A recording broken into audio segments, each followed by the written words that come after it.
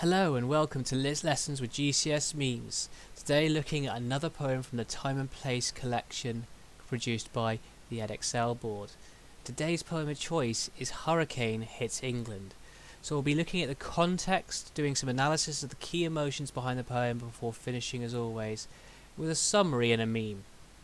And as always we're going to start with the context and the background of the poem, because that's the most important thing for us to consider before we even look at a poem, really, to understand what has influenced it. So without further ado, let's have a look at that. And we are going to be looking especially at this key figure of Michael Fish at the end of this sort of slide, so we'll talk about him in just a second. But before we do that, let's have a think about the poet. And the poet was originally from Guyana in South America, which is a place which does experience more sort of unpredictable stormy weather than England. Okay, so this weather that she experienced when a hurricane hit England in 1987, and that was something that did happen, reminds her of her original home. But she doesn't feel completely detached and completely away from English culture. She says she felt at home in both places and wanted to be able to embrace both worlds.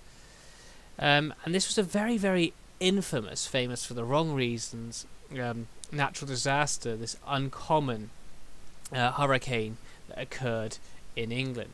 Because Michael Fish, the gentleman on the right there, actually said that it would not hit English shores and it wouldn't hit the south of England.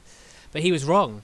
And it actually meant that we were very ill prepared to deal with it in England and experienced £2 billion worth of damage as a result of that.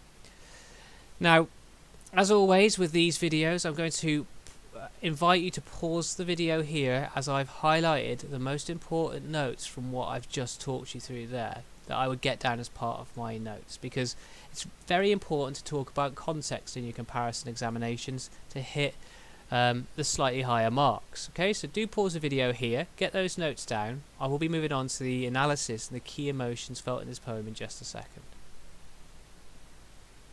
Right then, if you haven't already paused it, I'd pause it now, because I am going to move on and show you the full poem. Now we're going to do some key analysis of the emotions in this poem, and the key feeling number one that I think of when I think of this poem is the confusion that exists. And this is pretty evident by these here, the rhetorical questions. And I've mentioned that there's repetition of rhetorical questions here because I want to hit higher marks, so I might as well mention two techniques in one point. And the reason why we have these is it seems to be this voice who seems to be a immigrant who has moved to England is questioning why this very uncommon natural disaster has hit England, and is trying to find the answers behind that. And the person seeking for these answers, this voice, shows their desperation to find answers, because there's also these imperatives: talk to me hurricane, talk to me Oya, talk to me Shango and Hattie.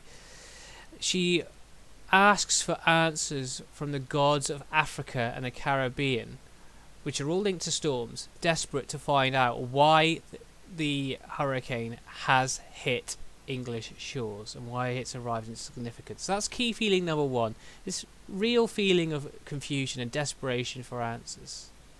Key feeling number two then, okay, involves this bit at the top, and it's this feeling of detachment that exists. Now, there's a shift in perspective in this poem where the narrator or poetic voice changes, and at first we have a third person narrator who seems to be looking down on the second voice who narrates and tells their experiences through the first person. And many have read this poem to be a discussion of how immigration and immigrants feel somewhat detached from English society. And the fact that we have a voice here who's speaking very impersonally about the experiences of the second voice shows the lack of ability for the two voices to communicate, this idea of detachment from society. And some have read this idea of it now speaking about how marginalisation makes these people feel frozen and kind of exploited. And this hurricane actually wakes them up to their ancestry and to where they've come from and how well they have dealt with that situation. So that's a very different reading. This isn't just a poem about a hurricane hitting England, but actually more about sort of ancestry and equality amongst people of England. So that's key feeling number 2, this idea of detachment that exists between these two voices. Key feeling number 3 then, okay, is this kind of feeling of mixed emotions, which is a big sort of theme between many of the poems in the Time and Place collection. And this idea of feeling terrified yet comforted. And we have a lovely bit of juxtaposition in this poem of two contrasting words being put by each other in fearful and reassuring.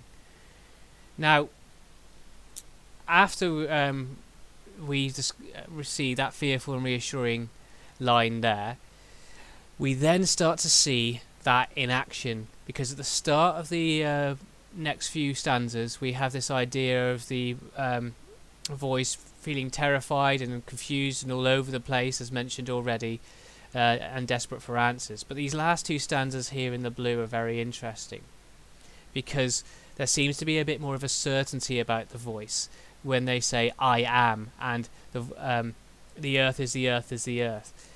The voice seems to recognise that actually the hurricane has been brought to English shores to remind them of their ancestry, but also potentially to remind the voice that everyone on Earth is an earthling and is part of the wider community of the world, so should be treated equally. So we shouldn't be treated separately because of our different nationalities, but we should be treated as equals, as we're all descendants, or all members, I should say, of the Earth. So that's key feeling number 3, this feeling of terrified but yet comforted by the hurricane. And the fact that it ends with that comfort means, for me, that this poem seems to end on a comforting note. That's key feeling 3. So now, to finish today's video, as always, I've put a summary here that again you can pause and get notes down on the quotations, the feelings, the context, and some good poems to compare Hurricane Hits England to. As always, I would finish with a meme. I've gone for a very classic meme here for you to look at, which summarises how the voice somewhat feels. As always, if you'd like to post anything in the comments, any requests, anything you'd like me to cover, please feel free to do so. Check out our Instagram page, like and subscribe to this page for more revision content. Thank you.